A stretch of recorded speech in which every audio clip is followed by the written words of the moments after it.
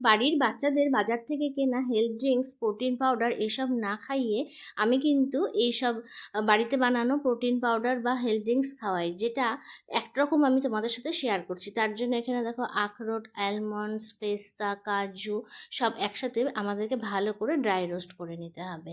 আর তারপরে এই dry roast করে নেওয়ার পরে এটাকে হালকা করে ঠান্ডা করে নেব। বাজার থেকে আমরা যে হেলথ ড্রিঙ্কসগুলো কিনি সেগুলোতে কিন্তু চিনির পরিমাণ প্রচুর পরিমাণে থাকে, সেই জন্য সেগুলো কিন্তু না খাওয়ানোই বেটার। আমি কোনোদিনও খাওয়াই না মিন্নিকে।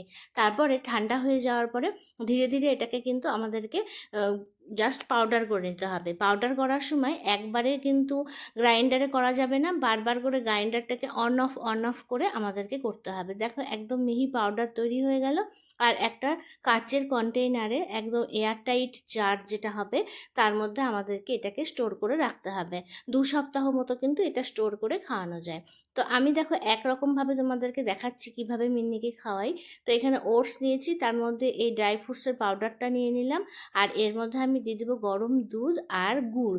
আমি মিন্নিকে চিনি খাওয়াই না, তো গুড় দিয়ে আর দুধ দিয়ে এটাকে খাওয়াবো। আবার অনেক সময় ছাতুর সাথেও কিন্তু এই পাউডারটা নিয়ে মিক্স করে খাইয়ে দিই, বা অনেক সময় দুধের সাথে এটাকে একটু বয়েল করে নিয়ে খাইয়ে দিই। এটা কিন্তু ভীষণ ভালো, বাচ্চাদেরকে তোমরা অবশ্যই খাওয়াতে